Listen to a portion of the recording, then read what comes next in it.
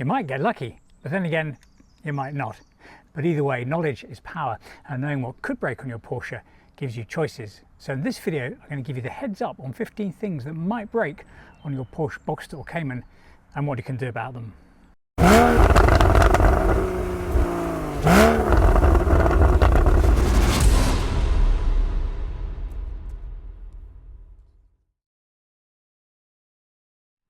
Don't worry, watching this video won't make your engine explode or the doors fall off your car. Welcome to Project 981 and welcome back to the channel. Now, it's been 13 years or so since Porsche introduced the 981 series, the Boxster and Cayman, and pretty much everything that can go wrong with these cars is now well understood and well documented. And the truth is they're actually very reliable. There's no major engine problems. The two transmissions, manual and PDK, are well proven. It's got a solid chassis and reliable electronics. But in that special way which Porsche's kind of made its own, there are still random bits which wear out unexpectedly and do break. And knowing about those in advance can help us to avoid most, although not all, of the ensuing problems. And when something does let go, well, we do now at least know what to do about it. So in this video, I'm going to walk you through the 15 things that could break on your Boxster, Porsche or Cayman and what you need to know about them. Okay, so off we go. And there's only one place we could possibly start, and that's with the chocolate bolts that Porsche insist on using to bolt together their exhaust systems.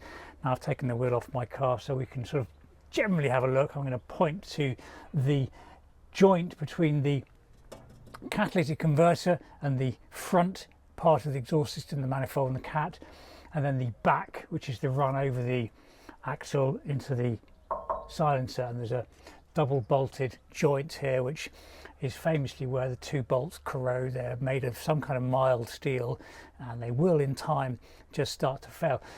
They'll keep holding it together more or less. The problem comes if you do actually need to separate these, because you need to replace one or other of these parts, and then you have to just grind the bolt out. Now, I'll just drop in a couple of still photos here so you can see what I'm kind of pointing at. But in essence, the way to avoid problems with this is to either take the wheel off and then replace the bolts with a proper stainless steel part, or possibly even an if your bolt's still in relatively good condition, is to put a little bit of high temperature grease or something on them to stop the water getting onto the surface and then setting in train the corrosion. So number one is the joint between the front and the back of your exhaust system, the two bolts in there. If they fail, you need to replace them and replace the gasket at the same time, but the preventative treatment is to get a little bit of grease or something equivalent on there to stop the surface corrosion from getting any worse. So number two, and sticking with the theme of chocolate bolts, is, well, there's more chocolate bolts. There's two, at least on my car. So I've got the twin tips for the GTS, but you may have the single tip, but the system underneath it, the basic geography of the exhaust system is the same again, even if you've got PSE. And there's two runs which combine in the middle here, and again Porsche's used a mild steel bolts to bolt the tips onto the exits from the two silencers. I'll drop in a still photo now to show you mine. I'm going to try and drop in a before and after, because I had my PSE exhaust system replaced and we've got new bolts in there too, and the straps, so the bands that go around to hold it in place. But if I'll drop that in now, you can see the before where the bolts are already starting to corrode quite badly. I think they're the originals actually. And then the after, where we've got some new straps and some better quality stainless steel bolts. So number two is the bolts that bolt the tips on.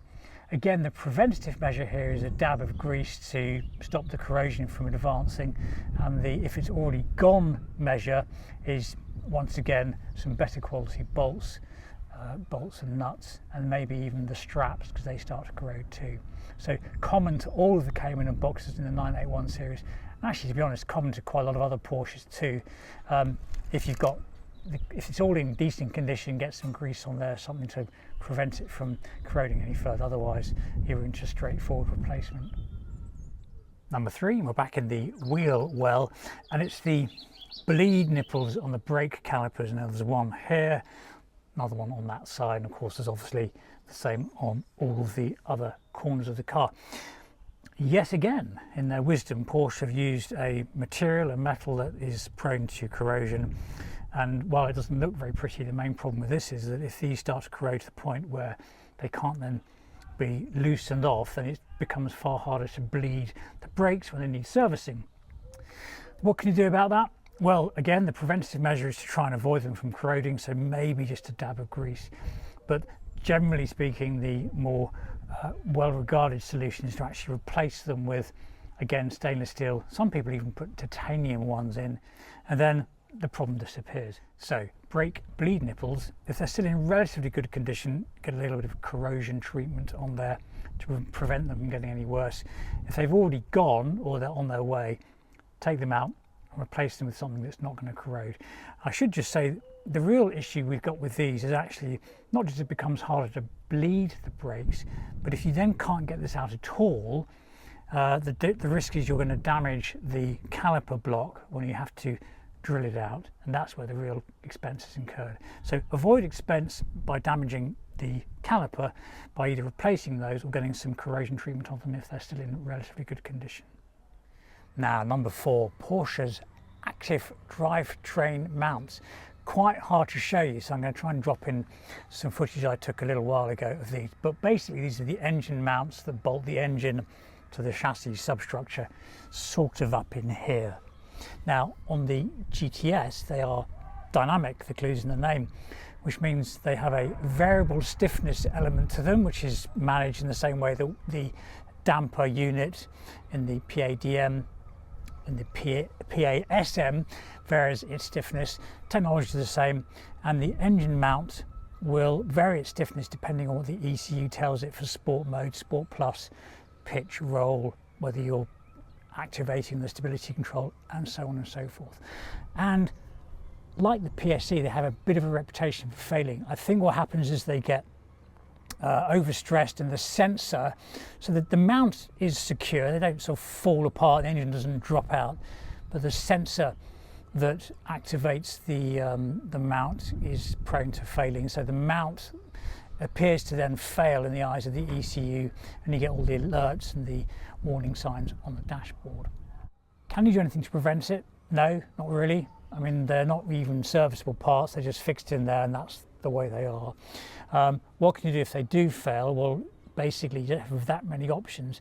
By and large, most people I've heard who've had this problem just had to swap them out with the replacement OEM part, and in fact my car has had one of them replaced under a warranty, presumably during the ownership of a previous owner, because I've got a dated unit that's 2021, my car was built in 2015, so I know at least one's gone. Turns out that the active suspension mount on this side has been replaced, that's dated 21, but that one hasn't, so that's a possible thing to keep an eye on, but you can't do much about them, they either work or don't. Some people talk about, but I haven't actually read about anyone doing it successfully, replacing the dynamic mounts with static mounts and then telling the ECU through PWIS, coding it in PWIS, that it doesn't have PADM anymore. So in theory that's great, but we don't really know how well integrated the PADM is with the other systems, and whether by coding them out you cause problems with, as I say, the stability control and the way it relates to Porsche torque vectoring or the PASM system. So that is a theoretical option, but I think in practice the failing PADM, so if you have a failing mount, you don't have a lot of option but to replace it with another OEM part. They're quite expensive. It's quite a good reason to keep your warranty up if you've still got it. So next up is the, well, I'm going to say infamous PSE valves, and I'm going to just show you now first and foremost where they are. So here we are, you've got a bit of orientation. Back of my car, this side's propped up. I'm going to go underneath the rear spoiler valance diffuser, and there is the PSE valving, the actuator, and the section of exhaust that it actuates. Now let's have a little conversation about that, shall we? So Porsche sports exhaust, and needless to say, if you don't have PSE then this isn't a problem you're likely to encounter, but the PSE is an option on the Cayman and the Boxster, and it does have a bit of a history. There's two bits to the PSC and both can give problems. One is more problematic than the other. The first bit is the actuator. This is the rod that pulls up into the body. It's actuated by vacuum generated by the engine, and the actuator itself can fail. The good news is that's actually quite easy to replace. There's not a lot you can do to prevent it failing. Maybe put a little bit of corrosion inhibitor surface protectant on the arm as it goes in and out of the body, but generally speaking those are reliable, and if they fail they're quite easy to take off and replace. The second part of the mechanism is the butterfly valve in the actual run, the exhaust run. It's that which the actuator is opening and closing. It's that which produces the sports exhaust sound. Now that, as we generally understand it, is more prone to getting clogged up with coke, with unburnt carbon, and that makes the valve harder to open and close, and presumably less likely to open fully and close fully. And oftentimes we think that the actuator is failing to effect movement in the valve, whereas I think what generally happens is the valve is harder to move, and what we see playing out with the actuator is actually a consequence of the valve, because sometimes the actuator rod gets stuck up inside the body. It's not that the actuator is stuck, it's the valve that's stuck. Because it's connected via the lever arm, the problem appears to be in reverse. Now this, on the other hand, is the other side, the near side left, same basic setup, just mirrored, and all appears to be fine. We have the same actuator, rod, body, valve, lever. The trouble with this side is it's sticky and it's a bit loose at the moment, so it does go in and out, but it's definitely a bit unhappy. And if I was to pretend I was the vacuum line and suck it in, therein lies the problem, because that isn't me ramming it in the hole, that's me demonstrating what happens when it gets pulled in, but it doesn't come out of its own accord. That shouldn't stay up inside there. So what happens is repeatedly over a drive, that'll just get pulled up and get stuck in there, which means that the sports exhaust effectively doesn't work on this side of the car. So that is what's being replaced. Kind of looks like it's okay, doesn't it? But take my word for it, it's not. This is very definitely an intermittent stroke long-term fault. Now what can you do about both of those? As I say, you can replace the actuator, so if that goes, that's fine, don't worry about it. There's not a lot you can do to prevent the butterfly valve from coking up, other than just using the sports exhaust in its two states, so getting the valve open and closed. So rather than running your car with the exhaust off the whole time or on the whole time, you want to be switching between the two, maybe in town off, out of town on, bit of movement in there. But because it's sealed up into the plumbing of the unit, you can't really get to it. Some people put a little squirt of lubricant on the lever arm, that probably has some effect, but by and large we're going to have to just suck it up, and once these fail, look to replace.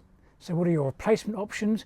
Well, you can put a new PSE exhaust on, they're quite expensive. You might decide to just do without it and just leave the valve open, so your PSE is on the whole time. Some people like to do that too.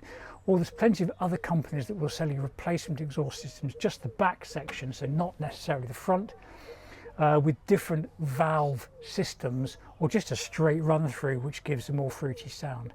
Again, there's some cost involved in that, but there are options and they are all perfectly proven and work well. So PSE valving, bit of a known problem, a few ways to prevent some of the external issues from occurring, but largely speaking, once it's gone, you don't have to make a choice about replacing it with a system that suits your wallet and your preferences. So I've jumped into the cabin for the next section, and number 6 on the list is the rotary control knobs on the PCM unit, so the twiddly dial knob button things which we use to change volume, inputs and the like. Now they have a rubber outer, and with time the rubber just starts to perish and they become tacky and sticky to the touch, not very nice. Start attracting dust and fluff as well. Now the good news is that these are easy to replace and relatively cheap as well. So if yours are starting to get a little bit tacky, the best way to get them off is to use a trim tool, maybe 2 nice slim flat ends, prise off the button, pop the replacement on, give it a good push so it sits flush with the unit, and then whenever you're in your car and you're using your PCM, it feels like new again rather than a little bit old, worn and torn. I'll drop in now a quick photo showing the two that I took off my car, which has the part number in there as well. And for my money, that is probably the single best thing you can do in the cabin by way of making the car feel new and fresh again. So sticking with the PCM, and the next thing is the hard drive in them. Now, it has a conventional, which is to say old school, magnetic spinning platter hard drive. It sits in there, and they are known to fail. And you'll know if yours has failed because the PCM will start acting up. You'll get some random reboots, some funny displays and screens, and nothing will generally work. Now, here is a hard drive from the PCM. This is the one that came with my car, and you'll notice it's in my hand rather than in the unit, because the remedy to that, the preventative measure I should say, is actually to take it out, take a copy of it and put a new drive in with that copy on it. So I've made a video on this if you want to go and find that, it gives you all the details, but the short version is remove side panel, unbolt PCM, slide it out, access the drive on the top, which sits like that in there, kind of in here. Take the ribbon and interface off one end, unbolt it from the chassis, take it out, take a cloned copy, so a byte for byte copy. You don't need to worry about PC or Mac on this one.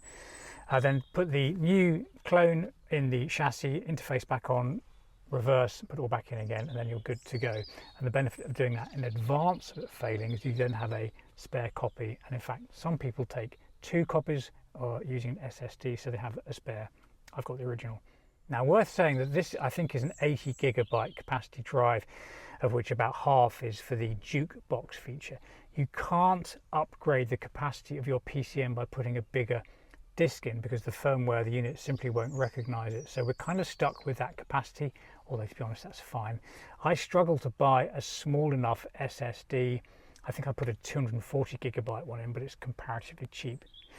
It's also worth saying that I think that most of the read-write activity for the PCM is generally reading rather than writing. So I think the read-write wear and tear issue that can happen with SSDs probably just doesn't matter on these. So number 7 is PCM hard drives. They can fail. The answer is, before they do, take it out, clone it, and put a fresh copy on an SSD back in. Now, it's worth just saying before we move on to the next item that if the hard drive does fail in your PCM, Porsche's remedy is to sell you an entirely new PCM unit, which is going to cost a lot of dough. And it's worth saying that if we wait a little longer, Porsche might introduce the updated classic version of the head unit for the PCM for the 981 series, as they have done for 996, for example, which will introduce CarPlay and a better, higher quality screen. So if you want to take your chances, just sit tight and wait for that to come out. So the next thing to consider, and the next thing that could break, is the light in your glove box. And actually, it may not be the light itself, it's probably not the bulb, it could be the light housing, but it could be the micro switch, which tells the car whether the glove box is open or closed. So what's all that about? Okay, so glove boxes, we're familiar with those. Here's mine. You open it, gloves are available, and you shut it. And when you open it, normally a little light comes on so you can see the gloves at night, but my light hasn't come on. That's because, well, something's broken. Now, I've checked the bulb, it's fine. I've actually checked the light housing itself. I've swapped it out with another one. That's also fine. So what else could it be? Well, what it actually is this part, and here's the replacement which I need to fit, which is the switch which tells the car when the glove box is open. Now, this fits kind of which way around to go, somewhere in here. It goes down this side here, and it has a little micro switch which you might be able to see, which is just there. This is part of the hinge. It has a damping action which we can feel when that comes down, and when you shut it, the arm is pulled back and a little switch will close, shuts the circuit, the light goes off, and obviously in reverse the opposite effect is true. It's a cheap plastic part and it's obviously broken. They do break, and the forums suggest that's the case. So the remedy, if you have no working light and it's not the bulb or the light itself, is that it's probably this, and you can replace it. It means taking the entire glove box out, which is relatively straightforward, well documented on the YouTube. The cup holder mechanism comes out too. You drop it out, you get access to the end, take the old one off, put the new one in, Bob's your uncle. Can we avoid this? Well, I don't think we probably can. I mean, you could not use the glove box, but I think we both know that's a bit of a daft idea.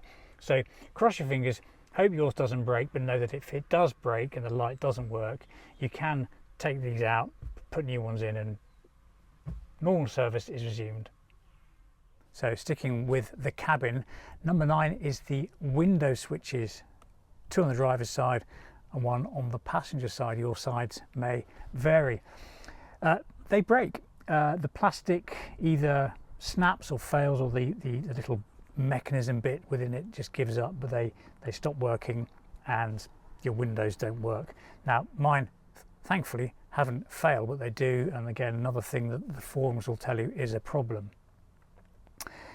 Can we avoid them from failing? Probably not. I think the consensus is that if you don't put your finger in fully, you'll then unduly stressing the plastic, and over time it'll fail. But frankly, life is too short to worry about your window opening technique, so we should just not worry about that in advance. If they break, that's what we need to know about and what we can do. Now, if they do fail, you've got 2 choices. There are aftermarket options which replace just the single switch mechanism. Relatively straightforward to buy online, and I suspect to fit. However, be aware, because these are quite sophisticated switches in and of themselves, and if you put an OEM part in, all is good. But if you get an aftermarket, you might forego some of the functionality. So these have got effectively 5 positions. There's a half press down to lower partially the window, push through the detente for the full one touch lowering, by reverse half lift to partially raise, full lift through the detente to raise it fully on the one touch. Then again, the 5th position is kind of the neutral position. Now, I don't know whether replacing with an aftermarket puts all that functionality back in, but you should be wary of that. The alternative is to replace the entire unit, and that's what Porsche would do for you if one has failed. So the whole little unit in here is pre-built and it just slots in. Now, at this point, you need to be aware of the other features and functions on the unit in your car, because it'll be spec'd to suit your car. My car, for example, doesn't have the folding wing mirrors, so the bit at the top here is empty, there's nothing in it. And obviously, being a 2-door car or a 2-seat car, there's no rear windows, and I think this part is then common to Macan, for example, maybe even Panamera. And if you're watching this and you're a Macan owner and you have this problem, well, make sure you buy the part with the correct rear windows too. What's my point? My point is that if you want to go down the OEM route, make sure you buy the correct unit with the right bits for your car's specification. Right, how do we get that out? Well, it's possible to pry it out from this side, but you're going to risk damaging the plastic, and I think the connectors then become quite fiddly to undo. Better to remove the door card, and I have done a video on that. It is relatively straightforward.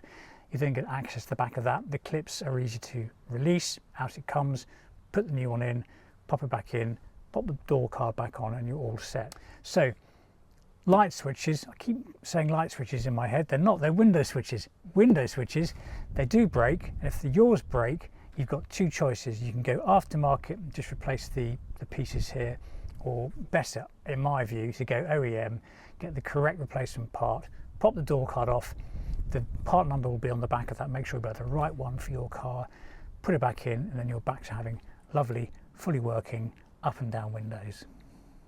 And while we're here, number 10 for the cabin is light bulbs. And yes, light bulbs. What can I say about light bulbs? Well, they break. They break because Porsche's a little bit tight-fisted when it built these cars, and while there are some LEDs in our cars, typically above the rear mirror, so the ambiance one, and you may have others if you've got the interior light package. Typically there's one in here and a couple down here, but basically the main illumination for the cabin, the footwell lights, the ones in the front, the ones in the boot, are incandescent bulbs, and they just wear out, as we know from having them in our houses. So can you do anything about that? No. Can you do anything once they've failed? Yes. And of course, you can see where I'm going with this. The answer is just put LED bulbs in, because they'll then last for the lifetime of the car. And actually, to be perfectly honest, if you want to make your car feel a little bit sharper inside, I would go around now and buy, I think about this, probably 4 or 5, one in the front, one in the rear, 2 in the footwells. Just buy 4 LED bulbs, swap them out, and then the problem solves itself. And the LED bulbs have a slightly fresher, I think a slightly cooler colour temperature, which gives the interior a slightly newer feel. So if you want to avoid those problems and the frustration of a bulb just going, get yourself some LEDs, swap them out, job's good. If you're enjoying this video so far, do consider sharing it with a fellow Porsche owner who might need to know this stuff. And a like, well, that's always gratefully received. And if you want to see more stuff from me, do consider subscribing to the channel as well. So the last 5 items are various bits and pieces around and sort of outside the car. And number 11 is the door check strap, or the door stay, which is a little plastic arm that sits in the opening by the hinges of the door. I'm going to drop in a photo now so you can see what it looks like in detail. It's quite hard to see from this angle. Anyway, door strap, door check strap, is the mechanism that stops the door from just swinging freely on the 2 hinges and gives us the nice sort of semi positions, the stops as we open it, and it's partly how the door feels sort of heavy and meaty and secure.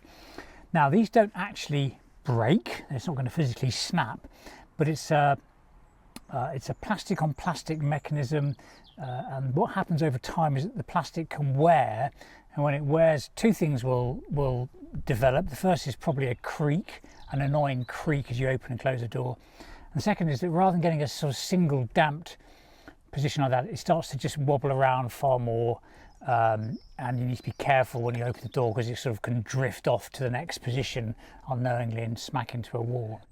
Now, how can I avoid this solution? How can I avoid the solution is to make sure that it's got a suitable amount of grease on it. You probably need to apply a small amount, maybe every 6 months. It's a plastic on plastic mechanism, so something like a silicone grease is probably better. Don't go overboard in quantity, just a small amount on the top and the underside. It'll do its job. But if yours has got to the point where it's creaking or it's definitely wobbling too much, they are again replaceable, and I have replaced mine, and there is a video on it. So do go ahead and find that and watch it. The way to get these out is to remove the door card. So it's another door card job off. Pop that off. You then have to take the larger speaker driver out, and behind that you've got access to the bolts, the mechanism. Take it out, put a new one in. Don't bother with aftermarket, get the OEM ones, and then bolt it all back together again, and you get a much improved action. And interestingly, when I did mine, the replacement OEM part number was 1 character, 1 digit different, which suggests to me that Porsche know the originals in the 981 were a little bit subpar and have improved them, possibly just the plastic or the hardness, the durability of the plastic. So if you do swap them out, make sure you get the slightly newer version, which then goes back in. And again, one of those things which sort of makes the car feel like new again. We can't make it better than new in this area, but we can definitely make it feel new. So number 11, door check straps. Can you avoid them failing? Yes, bit of grease. And if they do go, we fancy replacing them, door card off, and it's easy enough to get to them. Now, number 11 is something that will affect the cabin, but is actually a part on the exterior of the car, and it's the roof drain plugs. Here they are. There's 2 of them. What are these? How do they fail? And what's the consequences of that? Well, bear with me on this one. So it's a Cabriolet, the Boxster. Oh, by the way, I should say this is not a Cayman issue. So if you're a Cayman owner, happy days on this one. We have to have some mechanism for effectively draining the water from the roof down to the floor underneath the car, like the guttering on our houses. And what happens is Porsche have engineered a system so the roof will drain roughly into the back of this little section here, this fillet, and then it'll pass down there. It's a series of reservoirs that then pass through the back of here and then drain out underneath the car. And partway through this drainage system are 2 plugs which have a little one-way valve. Each have a one-way valve on them. The idea is that the water can pass down them as it drains from the roof, but bugs and critters can't get back up. Very diligent engineering from Porsche. There's 2, and I'll drop in a photo now to show you where they are once you remove this panel. Now, why is this important? Because if these get blocked with dirt, which they can do, that builds up over time, rather than allowing the water to drain downwards, the water backs up into the little reservoir which sits here. It overfills the reservoir and then follows the path of least resistance, which is back down into the cabin, where it will over time accumulate in the lowest point of the cabin, which is underneath the seat, where certainly on the driver's side, I think on the passenger side, there are some expensive electronics, DMEs, control units, the amplifiers, and so on and so forth. So the short version of this is that if these get blocked, the water, rather than going down, drains back into the cabin and fries your electrics. Can you avoid that problem? Well, yes, you can do it in one of two ways, both of which require removing this sill, and yes, I have done a video on this. The easier, arguably, way is to just check that they're clear intermittently, maybe every 6 months. Ask your dealer to check them every year. The other way around, which is more permanent, is just to take them out. I've done that. They sit up in here, as I say, take them out, and then the water will flow freely all the way through every time. You don't then risk the reservoir overtopping and overfilling and draining back into the cabin. So roof drain plugs is a cabriolet only problem. What happens? Frazzled electrics. Can you avoid it? Yes, and you can avoid it one of two ways: clean them out or just remove them. So let's now talk about the screen wash hose, which is a hose, funnily enough, designed to take the screen wash from the reservoir to the two jet nozzles at the base of the bonnet. And where it emerges from the frunk area, the base of the hinge here, there's a sort of stress point where repeated wear and tear from the bonnet going up and down, plus a slightly constricted position, will eventually crack the hose, meaning your jet wash fluid ends up kind of in here rather than on the windscreen. Now, what can you do about that? Well, not a lot, to be honest. There is the opportunity to modify this plastic clip to slightly open up the aperture where it embraces the hose, so that the angle is diminished and the stress that results from that is diminished too. I may yet make a little video on that. However, the best way to solve this problem in terms of avoiding it is to actually replace, here's what I prepared earlier, replace the whole hose, just to take it out and feed the new one through, and I have made a video on that as well. But if this does fail, there's not a lot you can do to solve it. The nature of the joint and the way that the hose is designed means that you could put a bit of tape around it, but in time it'll probably give up as well. So not a huge amount you can do to avoid it other than modify the clip and hope that works. If it does go, you're into replacing it with, again, another easy to get hold of and quite cheap part. Tack it together, pull it through, reconnect the jet nozzles, and it's fine. So wash a hose. Will it fail? Might do. Can you avoid it? Hard to say. What do you do if it does fail? Put a new one in. So almost done. Number 14, the air conditioning condensers. Here they are. One on that side, one on that side. And as per Boxster, Cayman and 911, Porsche is very fond of putting the cooling matrices, the condensers and the engine radiator at the front of the car, fully exposed to all the grime, dirt and stones that come down the road as we drive our lovely sports cars. Right, what's going to happen? Well, what's going to happen is one of two things. You're either going to get the condenser punctured by a stone, bad luck, or you're going to get an accumulation of debris in here, same on that side, vegetative material, organic material, straw, dirt, leaves. It gets into the corner, it gets wet, it sits in a little ball of dirt and will eventually provide the perfect environment to corrode the matrix, the condenser, which will then eventually spring a leak, and all your lovely refrigerant and coolant will empty itself, and what you'll notice is that your air conditioning starts to get a little bit warmer than planned. So what can we do about that? Well, the principal preventative approach has two elements to it. The first is to put a grill in. Various options here. You can make your own with some mesh and some zip ties. You can buy an aftermarket one. A popular brand is Zun Sport. I don't think Porsche make one, which is a bit of a disappointment because that's what gives rise to the problem. But a grill will stop most of the debris getting in, and certainly stop any larger sort of objects from puncturing the matrix. The other way to do it, if you don't want to put a grill in, is just to clear it out. You can just literally put your hand in there, right down to the corner, or use a vacuum, a hoover, and just suck out the bits of dirt that's in there every 2 or 3 weeks, however often you want to drive the car. Now, if you have had a failure on this, what are you going to notice? Well, you'll probably notice, well, either the air conditioning will be warm, or if you're looking at it, oftentimes it's good to use a torch. You'll notice sort of a slightly darker damp patch on the outside, and that's literally where the refrigerant is sitting on the surface and slowly evaporating. That's the telltale sign to tell you that it has been punctured. Now this is a relatively common problem, and so most dealers and specialists know exactly what to do, which is take the bumper off, access the matrix, unplumb it, put a new one in, put it all back together again, and you're good to go. And typically if one's gone because it's corroded, then the other side is worth swapping too. If you've had a puncture from a stone and the other side's in good condition, then obviously you just need to replace one. I'm talking about the matrix here, the air conditioning condenser, that sits at the front, and then the engine radiator sits behind it.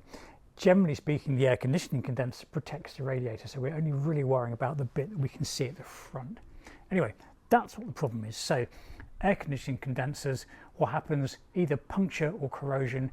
What's the symptom? Symptom is your air conditioning not working, and the solution is preventative: grills or clear it out, or if it has failed, just swap them out with some new ones. And there are quite good quality, which is to say more than good enough, aftermarket options as well. The specialists know what they're doing. If it happens, it's annoying, but don't worry about it. So the last item, number 15 in the list of things that could break on your Boxster, are the headlight lenses. Now these don't actually break, they're made of plastic, and that's deliberate because it's quite tough. It's quite a complicated curve. But what happens with the plastic or perspex over time is one of two things. The first is micro cracking, so literally very small cracks in the actual fabric of the lens. And the second is what's often referred to as glazing, which is a reaction to the plastic caused by UV light, which causes it to become a little bit more opaque. And both of those effects can diminish the light output, which means the headlights are effectively less effective. And the micro cracking is functionally impossible to do anything about. If it happens, bad luck.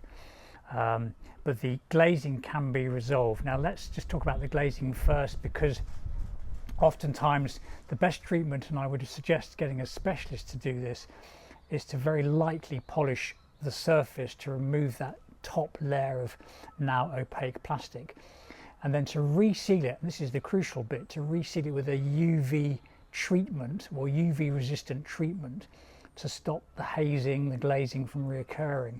The micro cracking is harder to deal with because it's literally the whole lens that's damaged. You can't polish it out. The lens is also bonded with, as I understand it, a pretty punchy glue to the body of the light. So just removing the lens alone is almost more trouble than it's worth. Now at this point you're probably into replacement if you've got the micro cracking and it's frustrating you. The OEM parts are fearsomely expensive, and to be honest, if you've got micro cracking and you can put up with it, that's probably the best solution. I think there are aftermarket alternatives now. I've seen one, but again those are going to be quite pricey because there's quite a lot of electronics going on here with the high intensity display light units. Otherwise, as I said, with the glazing or the hazing option, a polish and a reseal is the best way to go. But it's quite hard to prevent either of those. In fact, practically it's impossible to prevent the micro cracking. The best way to prevent the hazing is to keep the car out of sunshine. So if you've got a garage, great. Maybe if you have the option to park your car not facing into the sun, if you have to store on the street, that might help. But frankly, if it's happened to yours already, you're going to just have to put up with it and remedy as you see fit. If it hasn't happened, well, that's good fortune, and if you've got the option to keep it out of the sunlight, that may be the best approach. Otherwise, that's pretty much it. So there we go, folks, 15 things that could break on your Porsche Boxster or Cayman 981 and what you need to know about them. As ever, thank you for watching. I'll see you for the next one.